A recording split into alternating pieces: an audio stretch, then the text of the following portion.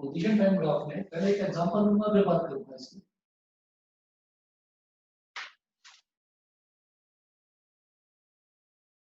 देखिएगा, हम ये कहेंगे for example if x10 is equal to 10 meter, if x10 is equal to 10 meter, x20 is equal to 30 meter, x20 is equal to 30 meter, v1 and v1 is equal to v2 is equal to 5 meter per second। ठीक है, v1 is equal to v2 is equal to 5 metre per second. अगर ऐसा है तो position time graph हम कैसे बनाएंगे? ये आप सब बच्चे समझ गए होंगे कि x10 का मतलब क्या है कि उसकी इनिशियल पोजीशन 10 मीटर है, यानी कि वो ऑब्जेक्ट जो है वो initially time t is equal to 0 पर 10 मीटर पहले से ही चल चुका है। x2 is equal to 0 का मतलब ये है कि ऑब्जेक्ट 2 जो है वो time t is equal to 0 पर ऑलरेडी पहले से ही 30 मीटर के मार्क पर खड़ा हुआ है, 30 मीटर वो पहले ही चल चुका है। तो इसका मतलब मैं अगर इसका पोजीशन टाइम ग्राफ बनाऊंगा तो मैं ऐसा बन जाएगा, इधर हो गया टाइम और इधर हो गया पोजीशन। पोजीशन पोजीशन मतलब x और टाइम मतलब स्मॉल t। तो जब देखिएगा कि जी मैं ऐसे लूंगा 0 तो origin 10 meter, 20 meter, 30 meter, 40 meter और 50 मीटर। तो हमने ये कहा कि ये पोजीशन टाइम ग्राफ है। पोजीशन टाइम ग्राफ है तो हम हमेशा टाइम तो एक्स एक्सिस पर ही लेते हैं। तो हमने बोला कि ऑब्जेक्ट 1 जो है, ऑब्जेक्ट 1 की इनिशियल पोजीशन 10 मीटर है, इसकी वेलोसिटी हो गई v1 हो गया 5 मीटर पर सेकंड। ठीक है, तो अगर मुझे v2 निकालना है तो इसकी इनिशियल पोजीशन 30 मीटर है, तो दोनों बिल्कुल सेम पैरेलल लाइंस होंगी।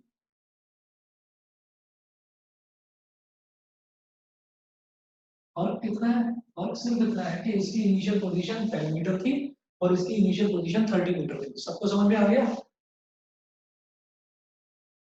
Yes sir. सबको समझ में आ गया? 5 मीटर पर सेकंड कैसे? 5 मीटर पर सेकंड का मतलब ये है कि मैं किसी भी इंस्टेंट पर अगर इसका स्लोप लूंगा ना तो वो 5 ही आएगा, क्योंकि पोजीशन टाइम ग्राफ का स्लोप ही तो मुझे वेलोसिटी देता है। समझ में आ गई ये चीज? आर एन डिग्रा, आर एन डिग्रा नहीं आया ऑनलाइन? नहीं,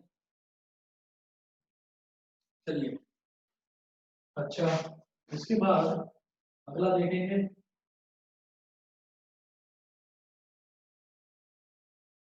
अगला देखते हैं case second. Case first, case second note करिएगा। केस सेकंड में मैं बात करता हूँ कि जब मेरी रिलेटिव वेलोसिटी पॉजिटिव होगी, तो रिलेटिव वेलोसिटी पॉजिटिव का मतलब हम ऐसे लेंगे, मैं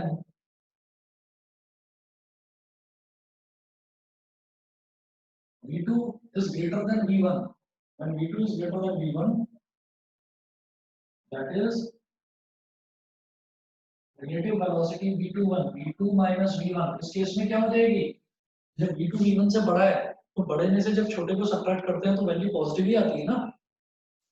तो v21 यानी कि पॉजिटिव पॉजिटिव वैल्यू आ जाएगी। तो इसका मतलब रिलेटिव वेलोसिटी क्या हो गई? रिलेटिव वेलोसिटी इस केस में हमारी पॉजिटिव होगी। रिलेटिव वेलोसिटी पॉजिटिव हो सकती है, नेगेटिव हो सकती है और जीरो हो सकती है। तो रिलेटिव वेलोसिटी इस केस में पॉजिटिव होगी। चलिए, तो अब इस केस में क्या करेंगे? देखिए,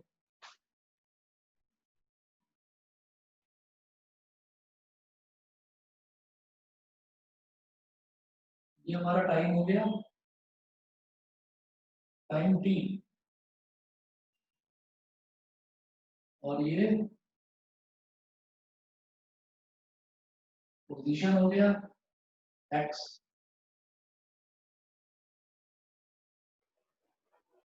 मैंने बोल दिया कि जैसे मैंने यहाँ पर x10 और x20 की कोई वैल्यू ली थी, तो एग्जांपल लिया था ना, हम क्या कर रहे हैं इस बार एग्जांपल ले ही नहीं रहे, हमने उनको x10 और x20 ही बोल देना है। तो मैंने कहा कि x10 तो यहाँ हो गया, और x20 मान लीजिए यहाँ पर हो गया, मतलब दोनों की पोजीशन अलग अलग है इनिशियल पोजीशन। तो x10 मान लीजिए ये है, तो इसका स्लोप निकालूंगा तो v1 आ जाएगा, और यहाँ से दूसरी वेलोसिटी ये है v2। तो आप खुद देखकर बताइए, फिगर देखते ही क्या पता चल रहा है कि इंक्लिनेशन जो है, इंक्लिनेशन ज्यादा किसमें हो रहा है, इसमें या इसमें, v1 में या v2 में? V2 v2 में। तो जिसका इंक्लिनेशन ज्यादा उसी का स्लोप ज्यादा, और जिसका स्लोप ज्यादा यानी कि वो वेलोसिटी भी ज्यादा। तो मैं जब पोजीशन टाइम ग्राफ की टर्म्स में रिलेटिव वेलोसिटी दिखाऊंगा ना, तो रिलेटिव वेलोसिटी मुझे तीन तरीके की दिखानी है। एक तो मुझे दिखानी है बेटा ये वाली, जिसमें दोनों की वेलोसिटी सेम है, तो रिलेटिव वेलोसिटी यानी कि जीरो है। तो उसमें ये वाली वेलोसिटी और ये वाली वेलोसिटी, इनकी जो लाइंस में बनाऊंगा वो हमेशा पैरेलल लाइन बनाऊंगा। पहली चीज तो ये हो गई। दूसरी चीज कि अगर मान लीजिए मैं ऐसा दिखाना चाहता हूँ कि पॉजिटिव रिलेटिव वेलोसिटी दिखाना चाहता हूँ, तो उसका मतलब क्या है कि v2 जो है वो v1 से बड़ा होना चाहिए। v2 v1 से बड़ा होगा तो v2 का स्लोप ज्यादा ले लोगे और v1 का स्लोप कम ले लोगे। रिप्रेजेंट करने का तरीका है। समझ में आ गया सभी को? Yes sir. ठीक है। अब इसके बाद केस 3 देखिएगा।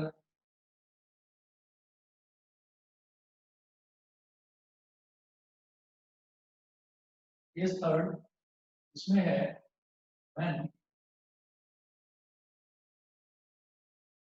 v1 is greater than v2, when v1 is greater than v2। अब मैं इसकी बात करता हूँ।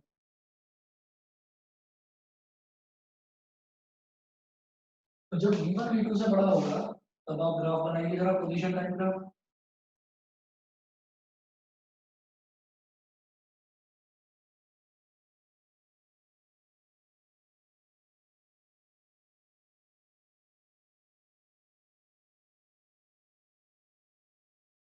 पोजीशन, यहाँ पर टाइम। ठीक है। मैंने कहा कि मेरी पोजीशन ये होगी x10 और इनिशियल पोजीशन दूसरे ऑब्जेक्ट की हो गई x20। हमने कहा कि इनिशियल पोजीशन दोनों की अलग अलग है, हम सेम इनिशियल पोजीशन लेकर नहीं चल रहे। तो मैंने कहा कि अब v1 जो है वो v2 से बड़ा है। ठीक है। तो v1 का स्लोप आप ऐसे ले लीजिए थोड़ा ऊंचा, और v2 का थोड़ा सा नीचा ले लीजिए। ये हो गई वेलोसिटी v2 और ये हो गई वेलोसिटी v1। बताइए जी समझ में आया कि नहीं? Yes. सभी को क्लियर है ना? Yes. Yes sir. ठीक है जी। अब इसके बाद हमें यहाँ पर डिस्कस करना है डिटर्मिनेशन ऑफ रिलेटिव वेलोसिटी।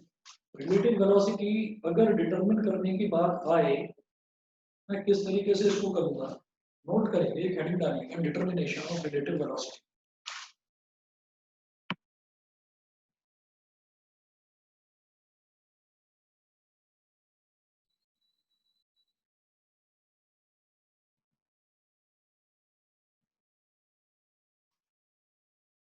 मैं यहां से मिटा रहा हूं।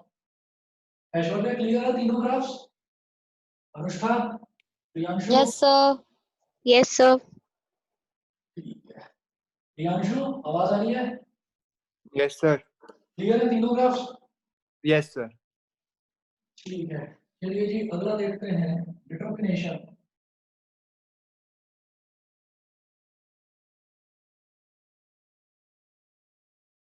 ऑफ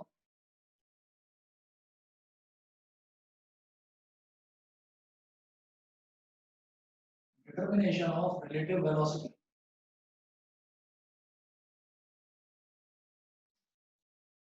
रिलेटिव वेलोसिटी को निकालने का तरीका क्या हो सकता है? कोई और मैथमेटिकल तरीका भी है रिलेटिव वेलोसिटी को निकालने का? हम ये कहते हैं कि वेलोसिटी जो होती है ना, वेलोसिटी एक वेक्टर टर्म होती है। अब क्या है कि हमें एग्जैक्ट जो डिफरेंस है स्केलर्स में और वेक्टर्स में तो पता नहीं है, तो हम अभी स्केलर और वेक्टर शुरू करने वाले हैं।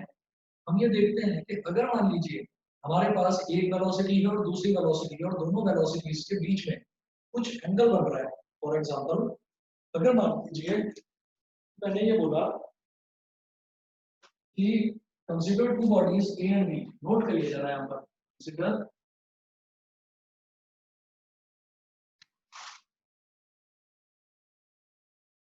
consider two bodies A and B moving with velocities V and VB respectively. Moving with velocities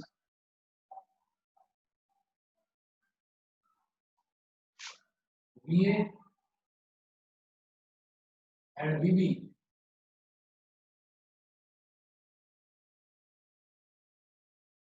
Consider two bodies, capital A and capital B, moving with velocities VA and VB respectively, making an angle theta with each other as shown in figure. Making an angle theta with each other as shown in figure. अब मैं figure अभी draw नहीं कर रहा हूँ, पहले आप इतना नोट कर लीजिए. Making an angle theta with each other as shown in figure. यहाँ पे नोट करिए.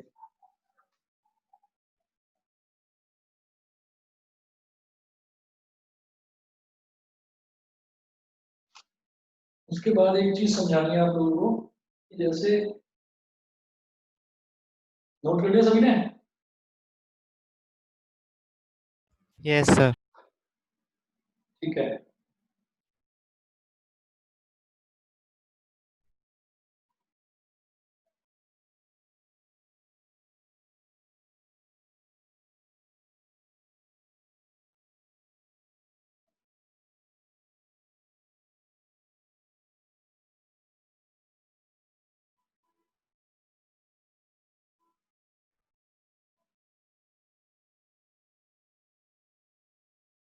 एक मिनट रुकिए बस जरा.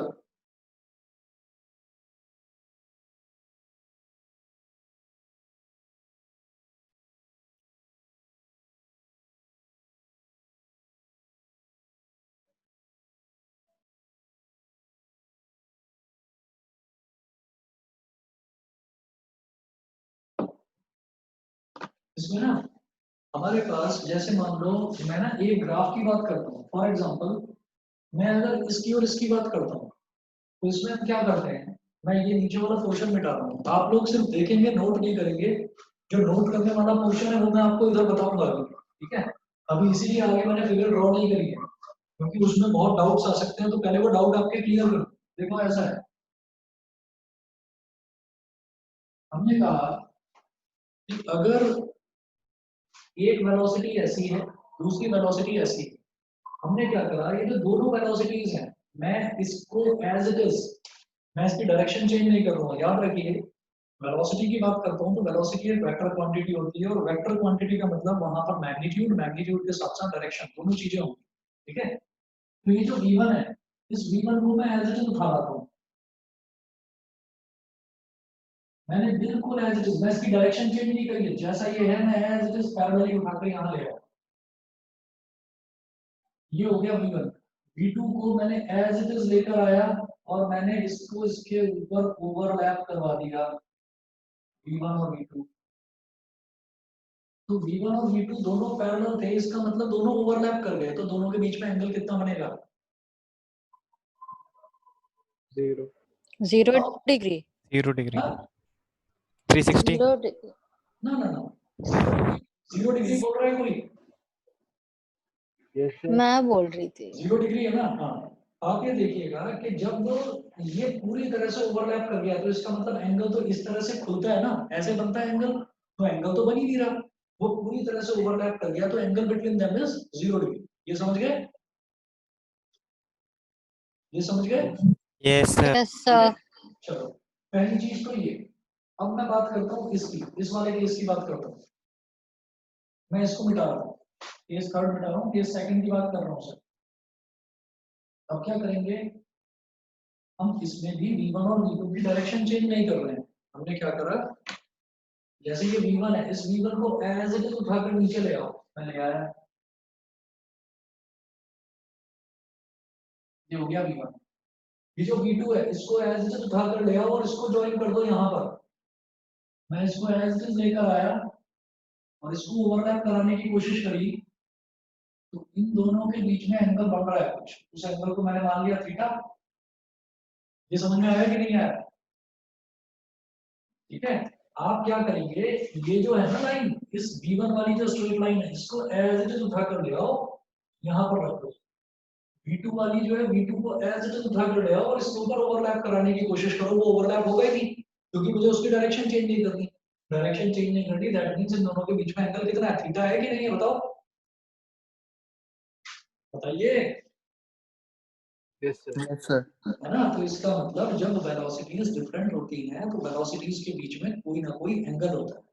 मैंने वही चीज यहाँ पर लिखी है कि consider two bodies A and B moving with velocities VA and VB respectively, यानी कि दोनों अलग-अलग वेलोसिटीज VA और VB से ट्रैवल कर रहे हैं, making an angle theta with each other, मतलब दोनों के बीच में जो एंगल है वो थीटा है। तो हमने क्या करा, देखिएगा, हमने कहा कि एक वेलोसिटी, एक तो है ऐसे ऑब्जेक्ट बी, ऑब्जेक्ट बी की वेलोसिटी हमने बोली है वीबी, और v की वेलोसिटी बोली है, तो बेटा वेलोसिटी है, it is a vector quantity, तो उसके ऊपर हम एक एरो लगा देते हैं।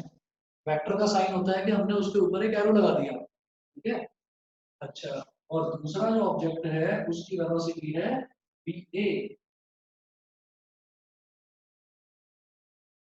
va, va, और दोनों के बीच में जो एंगल है वो एंगल है थीटा, दोनों के बीच में एंगल थीटा है, ये है ओरिजिन, और ये पॉइंट है P और ये पॉइंट है Q। बताइए इतना सबको समझ में आ गया? ये हमारे पास है और V भी हमारे पास है। अब अगर रिलेटिव वेलोसिटी का मैग्नीट्यूड पूछा जाता है तो हम किस तरीके से कैलकुलेट करेंगे, आप नोट करिएगा, the magnitude of relative velocity. भाई हम हर बार ऐसा तो होगा नहीं ना कि पोजीशन टाइम ग्राफ बनाकर करें, हमारे पास वेलोसिटी एक ऑब्जेक्ट की दे रखी है, दूसरे ऑब्जेक्ट की दे रखी है, और ये बता रखा है दोनों के बीच में एंगल क्या है। तो हमसे ये पूछा गया है कि जो नई रिलेटिव वेलोसिटी बनेगी, जो रिलेटिव वेलोसिटी आएगी, रिलेटिव वेलोसिटी की वैल्यू कितनी होगी। वैल्यू का मतलब होता है कि उसका मैग्नीट्यूड क्या होगा, मैग्नीट्यूड मतलब वैल्यू, और उसकी जो डायरेक्शन है वो डायरेक्शन भी हम निकाल सकते हैं। फिलहाल अभी सिर्फ उसके मैग्नीट्यूड यानी कि सिर्फ उसकी वैल्यू की बात करते हैं, ठीक है। और हम ना वेक्टर्स में ये देखेंगे कि जैसे मान लीजिए आपने 9th क्लास में ये चीज पढ़ी थी कि स्केलर क्या होता है, वेक्टर क्या होता है। तो स्केलर में आपने ये देखा होगा कि जो स्पीड है, speed is a scalar quantity. तो हमने ये बोला कि 25 मीटर पर सेकंड अगर दे रखा है तो 25 metre per second can be the speed of a body, but 25 metre per second in north direction is the velocity of a quantity. ये आपने पढ़ा है ना, Yes, sir. ये आपने पढ़ा है ना। तो अब हम क्या करेंगे, अब हमको आगे क्या करना है कि हर जगह हम ये नहीं बोलेंगे कि 25 metre per second towards north, 25 metre per second towards east, 40 metre per second towards south, ऐसा नहीं बोलेंगे। अब हमारे पास क्या होगा कि नॉर्थ ईस्ट वेस्ट साउथ इन चार डायरेक्शंस के अलावा भी तो कोई डायरेक्शन होती होगी ना। तो हम ये कहेंगे कि डायरेक्शन इनफाइनाइट हो सकती है, तो direction depends upon the angle, कि एंगल हम कितना बना रहे हैं, कितने एंगल पर हम मूव कर रहे हैं, ठीक है। तो हम ये कहेंगे कि हमारे पास अगर एंगल दे रखा है दैट मींस आप समझ लीजिए डायरेक्शन दे रखी है। तो हमें दो वेलोसिटी दे रखी है, एक वेलोसिटी है ए, एक वेलोसिटी है बी, उनके बीच में एंगल दे रखा है। इसका मतलब VA और VB जो वैल्यूज हैं वो तो उनकी वैल्यू दे रखी है वेलोसिटी की, मतलब उनका मैग्नीट्यूड दे रखा है। Magnitude 25 metre per second is known as magnitude, ठीक है। और अगर दोनों के बीच का एंगल दे रखा है कि वो दोनों आपस में इतना एंगल बना रहे हैं, इसका मतलब उनका डायरेक्शन दे रखा है कि वो कितनी डायरेक्शन पर ट्रैवल करते हैं। समझ में आ गया? Yes, sir. तो डायरेक्शन के नाम पर आपको दिशा नहीं दी जाएगी कि नॉर्थ ईस्ट वेस्ट साउथ वो दिया जाए, वो आपको एक्सप्लेन करा गया था एक बार 9th क्लास में, क्योंकि उस लेवल तक सिर्फ उतना ही समझना था। अब ये है कि हमको एंगल दे रखा होगा कि कितने एंगल पर आप ट्रैवल करें, ठीक है। और वो एंगल ये दे रखा होगा कि आप हॉरिजॉन्टल ग्राउंड से कितना एंगल बन रहा है, तो वो चीज हमको देखिए। चलो चलो देखते हैं, the magnitude of relative velocity अगर इतना दे रखा है, मैं ये आगे का मिटा रहा हूँ, दो वेलोसिटीज के बीच में एंगल कैसा बनता है ये तो समझ समझ गए सभी बच्चे। विनायक, विनायक Yes, समझ, sir. ठीक है।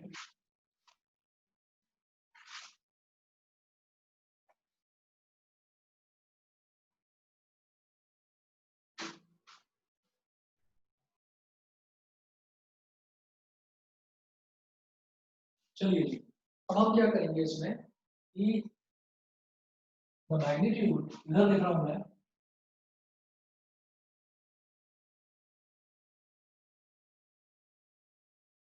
The magnitude of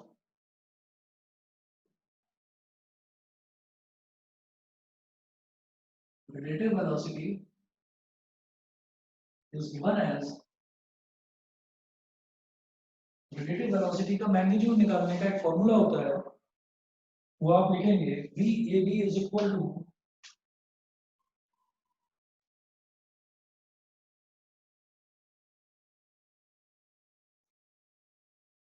VAB is equal to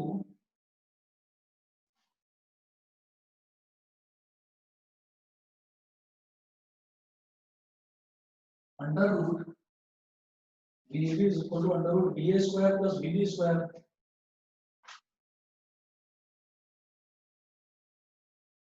VA square plus VB square plus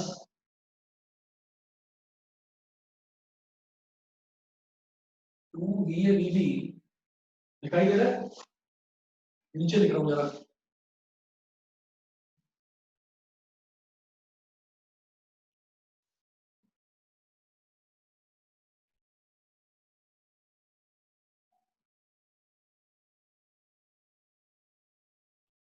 VA square plus VB square plus 2VABB cos 180 minus theta.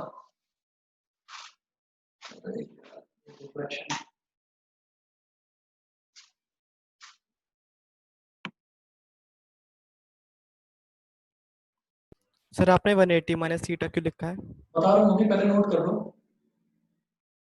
VA square plus VB square plus 2VABB cos 180 minus theta. ये बता दो, ये तो note कर लिया ना सभी ने? Yes sir. ठीक है, अब मैं बात करता हूँ कि मैंने ये VA square plus VB square plus 2VABB cos 180 minus theta ऐसा क्यों लिखा? अब इसका देखते हैं जरा क्या कहानी है। देखिएगा, इसमें हमें ऐसा करना होता है कि जैसे यहाँ पर ये फिगर थी, इस फिगर को मैं यहाँ पर बना रहा हूँ साफ साफ, और इसमें मुझे कंपोनेंट्स ब्रेक करने होंगे। ध्यान से समझना, ये ना वेक्टर्स की शुरुआत समझिए बस आप, इसके बाद बस वही शुरू है। यहाँ है VB, ये पॉइंट है P,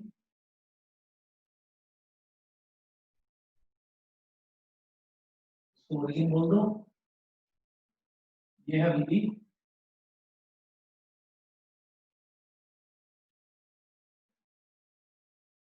ये है VA, ये पॉइंट हो गया Q। ठीक है, VA को इधर लिखो जरा नीचे,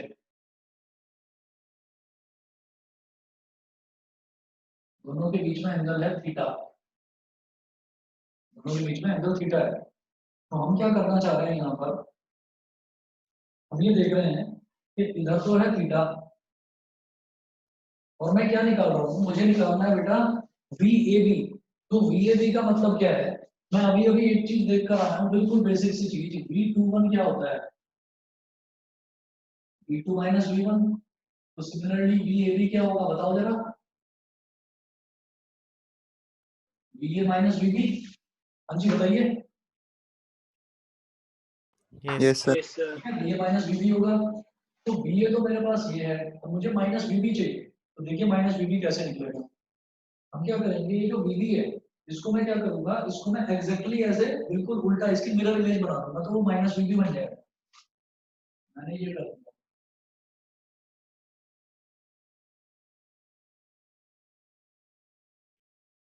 ये हो गया बेटा माइनस VB। बताइए ये समझ गए? हमने अगर किसी वेलोसिटी की डायरेक्शन रिवर्स कर दी तो इसका मतलब मैं उसके आगे नेगेटिव साइन लगा सकता हूँ, ये माइनस VB हो गया। उसके बाद हमें क्या करना होगा, हम माइनस VB से VA के पैरेलल एक डॉटेड लाइन खींचेंगे ऐसे, हो गया। माइनस वीबी से मैंने वीए के पैरेलल एक डॉटेड लाइन खींची, ड्रॉ करी ऐसे, और इसी तरह से वीए का जो हेड है ना, वहां से मैंने माइनस वीबी के पैरेलल एक लाइन खींची ऐसे।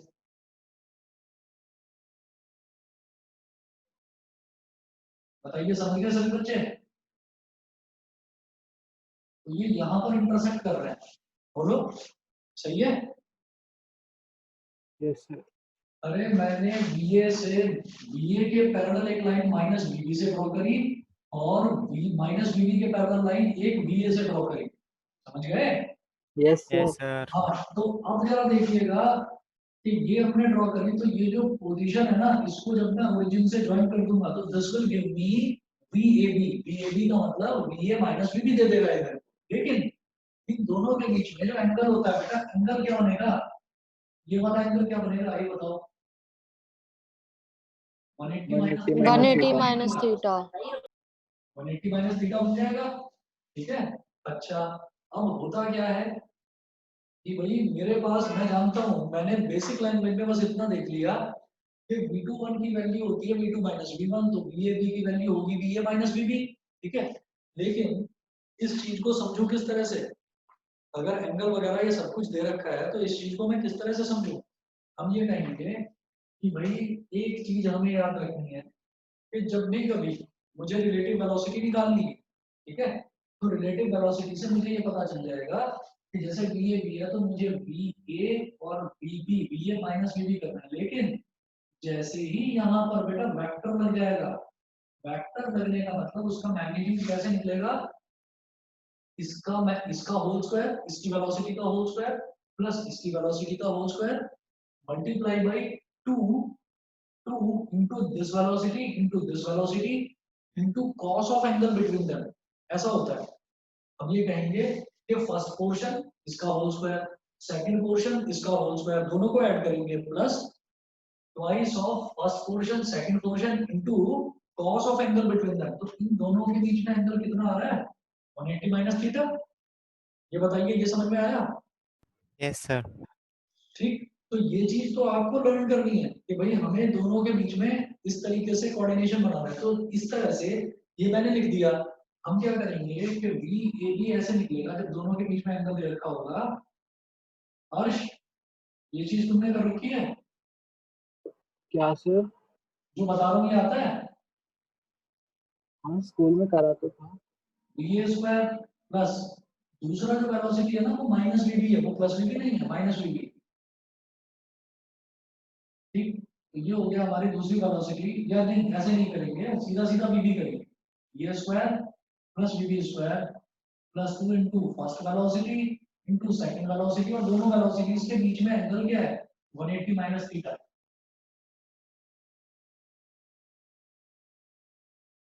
cos 180 minus theta. अब ये एंगल ही अपना काम कर देगा सारा। अब आप ये देखिए, इतना अगर समझ में आ गया है, ये फॉर्मूला होता है इसका कि फर्स्ट वेलोसिटी का स्क्वायर सेकंड वेलोसिटी का स्क्वायर, दोनों को ऐड करेंगे 2 multiplied by both velocities into cos of angle between them. अब VA square plus VB square plus 2VABB। अब एक चीज ध्यान रखिए, कारण डींगरा है क्या? अभी नहीं, ऑनलाइन नहीं है। वो एक तो वो है बायो वाला, एक विनायक है और एक है अनुष्ठा। ठीक है, तो अभी विनायक और अनुष्ठा है, तो आप दोनों ध्यान रखना भाई, आप दोनों के लिए एक चीज नहीं है, और एकांश तुम्हारे लिए भी नहीं होगी, तुमने भी अभी नहीं करी ये चीज। ये मैं आपको बताऊंगा, अलग से बताऊंगा। बस एक दो दिन का टाइम दे दीजिए, मैं अलग से समझाऊंगा क्लास लेकर, ट्रिग्नोमेट्री की एक क्लास लूंगा तुम्हारी टीम में। देखिए, जैसे cos 180 माइनस थीटा है, तो आप लोगों को पता ही है मैं इसको कैसे लिखता हूँ। cos 90 into 2 plus minus theta, सही है। cos 90 into 2 plus minus theta. 90 into 2 में जब कुछ ऐड हो रहा है तो हम कौन से क्वाड्रेंट में पहुंच गए? थर्ड क्वाड्रेंट में। थर्ड। और थर्ड क्वाड्रेंट में हमारा ऑल स्टूडेंट्स के, यानी कि सिर्फ 10 पॉजिटिव होता है, तो cos तो नेगेटिव हो गया, और ये इवन नंबर है, इसका मतलब cos का cos आ गया, और ये माइनस थीटा ऐसे चला जाएगा, ये हो जाएगा माइनस cos थीटा। क्योंकि कॉस के आगे अगर नेगेटिव साइन लगा रहता है तो नेगेटिव साइन अंदर ही कंज्यूम हो जाता है, खत्म हो जाता है नेगेटिव साइन। तो कॉस 180 माइनस थीटा यानी कि cos 90 into 2 plus minus theta, ये आपका माइनस कॉस थीटा आ जाएगा। ये तो क्लियर है ना? 3 बच्चों को छोड़कर बाकी सबको क्लियर है ना? Yes sir. मुझे मालूम है। Yes, sir. हाँ, अभी के लिए अनुष्ठा, विनायक और एकांश, अभी के लिए बस समझ लो cos 180 minus theta minus cos theta होता है। ठीक है, फिर मैं आपको ये चीज बता दूंगा, फिर मैं ये चीज आपको बता दूंगा, ज्यादा मुश्किल नहीं है, अलग से क्लास में बता दूंगा। ठीक है, अच्छा, तो cos 180 माइनस थीटा आ गया माइनस cos थीटा। तो सर वैसे हर जगह ये डायरेक्टली अप्लाई कर देते हैं 180 माइनस थीटा को माइनस cos थीटा लिख देते हैं। हाँ, हर जगह cos 180 माइनस थीटा की वैल्यू हर जगह तो cos pi minus cos theta की है। थीटा को। हाँ, और ज्यादातर यहाँ पर जो है ना फिजिक्स में यही वाला फॉर्मूला यूज हो रहा है 180 माइनस थीटा। तो अगर आप इसको लर्न भी करना चाहें तो लर्न कर देंगे, cos 180 minus theta minus cos theta होता है। ठीक है, अच्छा, अब आप क्या करिए, ये माइनस है, माइनस प्लस माइनस हो गया, ये square plus VB square minus 2 V A B B cos theta. बताइए जी, इतना समझ गए? ये फॉर्मूला होता है कि पहली वेलोसिटी का स्क्वायर प्लस दूसरी वेलोसिटी का square plus twice into first velocity second velocity into cos of angle between them. अब इसके बाद ये करने के बाद में मुझे एक चीज, जो मैंने ये चीज पढ़ी थी, ये चीज सही पढ़ी थी या गलत पढ़ी थी, ये देखना चाहता हूँ जरा मैं इसको बेटा आपको दर से यहाँ तक नोट कर लिया सभी ने? सर आपने जो ये फिगर बनाई माइनस वी बी, हाँ तो हाँ, आपने उसको राइट साइड में क्यों नहीं बनाया? आपने हाँ सर, माइनस मुझे भी यही पूछना था।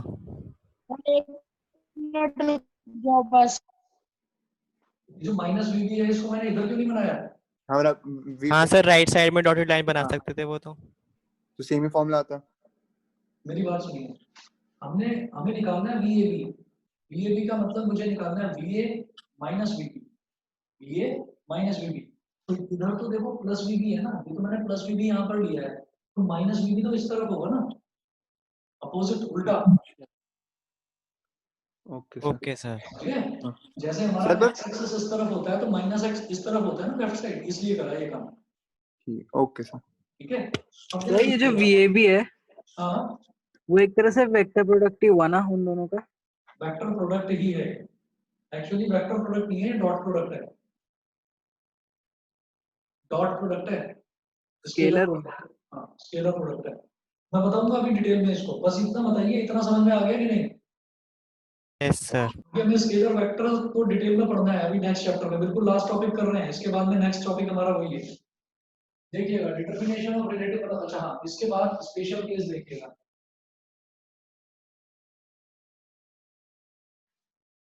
स्पेशल केसेस तो दो केस बनेंगे स्पेशल।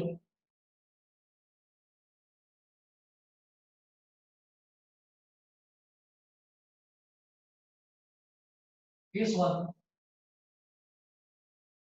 केस वन का मतलब क्या है? इसमें लिखे when both the bodies are moving,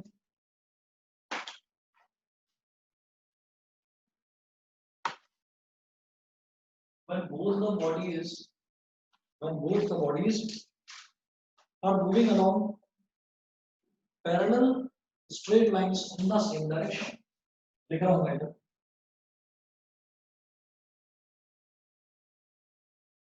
when both the bodies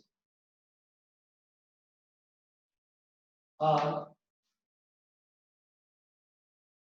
moving when both the bodies are moving parallel to each other along the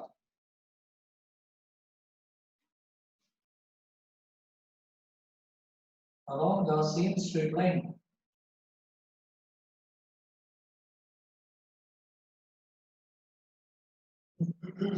along the same straight line। तो देखिएगा अगर दोनों बॉडीज पैरेलली मूव कर रही हैं यानी कि वीबी और वीए एक ही लाइन में पैरेलली मूव कर रही हैं, तो थीटा की वैल्यू क्या हो गई बताओ? 0. 0। 0 डिग्री, बिल्कुल सही, थीटा बना ही नहीं, एंगल बना ही नहीं बीच में, तो एंगल हो गया 0 डिग्री।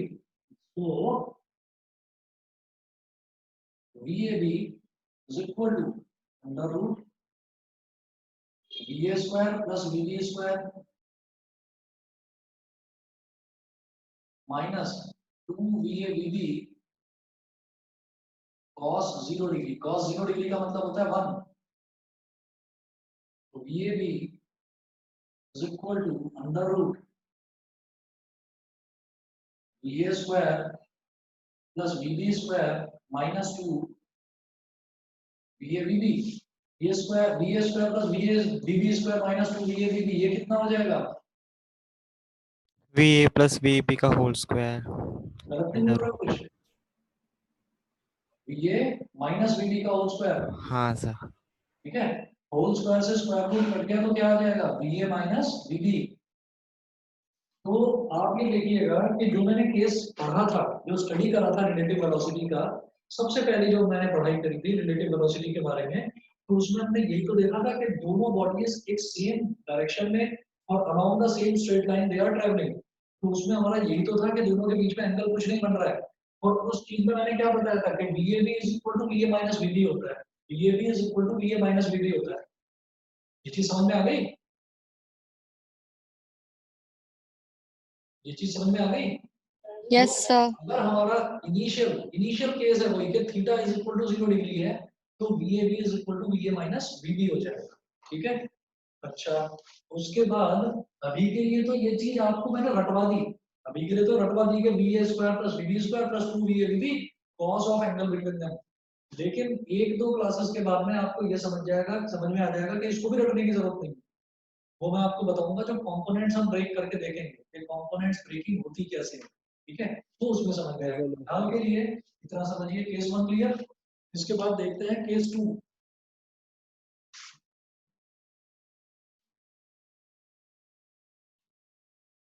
केस 2 इसको बिल्कुल इसका उल्टा लेकर चलेंगे।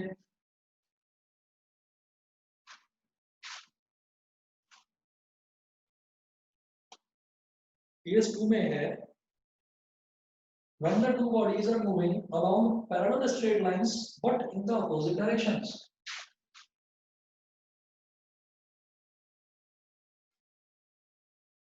Case second, when the two bodies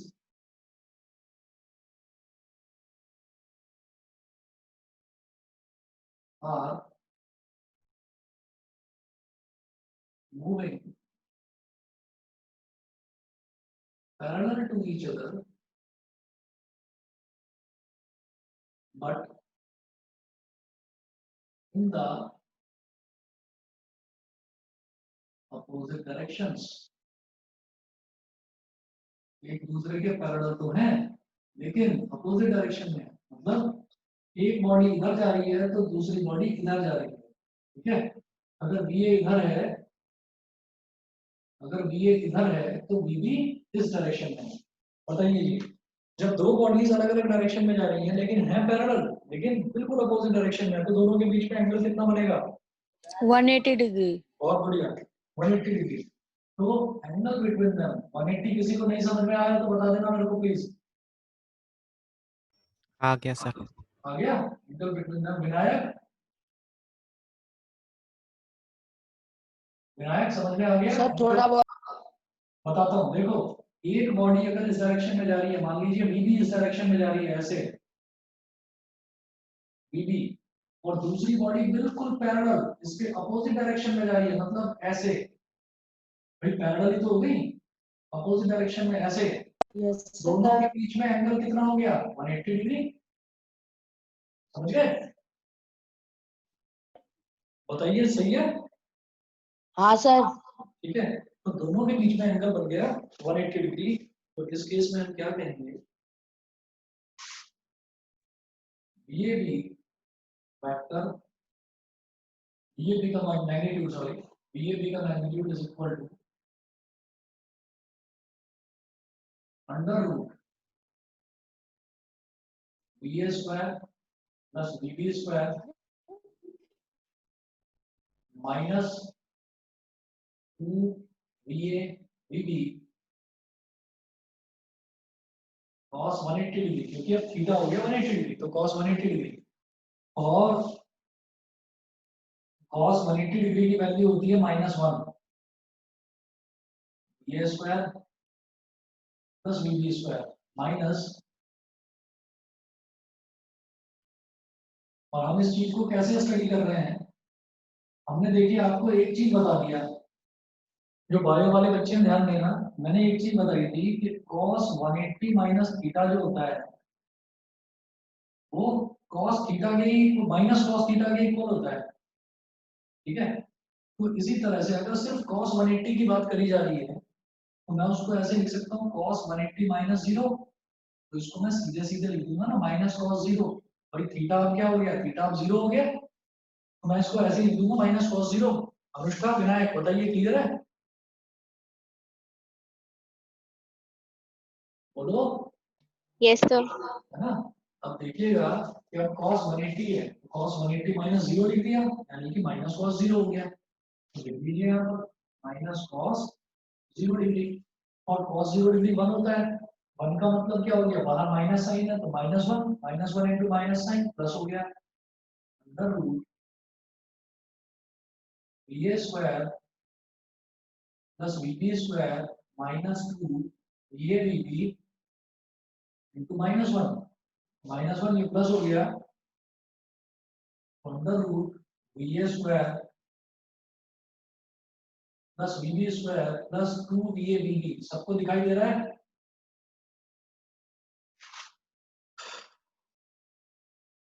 सबको दिखाई दे रहा है क्लियरली? प्रियांशु,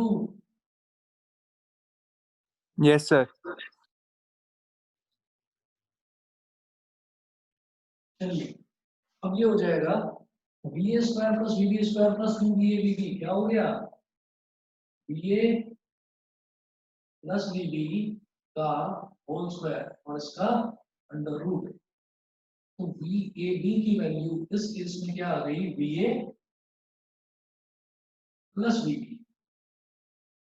की वैल्यू आ गई बी प्लस बी। बताइए जी सभी को समझ में आ गई ये चीज? सबको Yes, sir. समझ में आ गया? ठीक है। Yes sir. Yes sir. तो ये आपका जो फर्स्ट चैप्टर था motion in a straight line, यहाँ खत्म होता है। इसके बाद जो नेक्स्ट चैप्टर है मोशन इन अ प्लेन, वो हमें स्टडी करना है। और ये जो लास्ट का टॉपिक है ना रिलेटिव वेलोसिटी, ये रिलेटिव वेलोसिटी डिपेंड करता है कई बार कई टीचर्स इसको सेकंड जो थर्ड चैप्टर है आपका बेसिकली फोर्थ चैप्टर, वो उसमें भी दे देते हैं, और कई बार इसको फर्स्ट चैप्टर में भी दे देते हैं।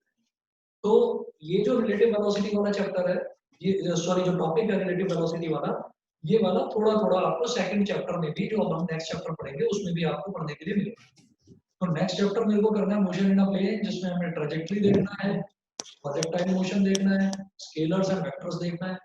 तो अगले जो पोर्शन है वो थोड़ा इंपॉर्टेंट है, और अगर कहीं पर भी वैसे प्रॉब्लम आएगी नहीं, बहुत एक ही क्लास की जरूरत पड़ेगी मुझे बायो वालों के लिए, तो अगर जरूरत पड़ी तो आप लोग बता देना, अगर ट्रिग्नोमेट्री की जरा सी भी प्रॉब्लम आई तो मैं आपको वो चीज अलग से एक्सप्लेन करूंगा, क्योंकि यहाँ पर ट्रिग्नोमेट्री की थोड़ी सी रिक्वायरमेंट पड़ेगी, बहुत ज्यादा नहीं, थोड़ी बहुत जरूरत पड़ेगी। ठीक है, कंपोनेंट्स ब्रेक करने में थोड़ा बहुत आपको समझना पड़ेगा, साइन थीटा और कॉस थीटा कैसे ब्रेक करते हैं।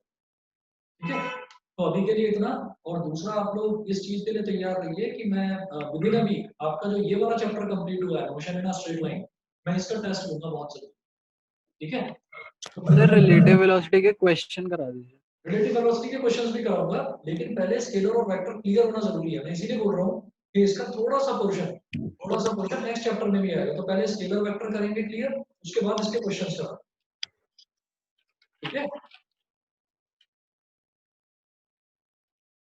ठीक है जी, अभी तक Thank का you, सब sir. क्लियर है? मैं कह रहा हूँ अभी तक जो पढ़ाया है वो सभी को समझ में आ रहा है ना, क्लियर है ना?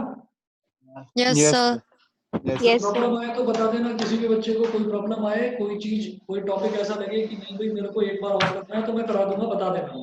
ठीक है, चलिए जी, नेक्स्ट क्लास आपकी फिर होगी ट्यूसडे को। Okay, sir. Bye, sir.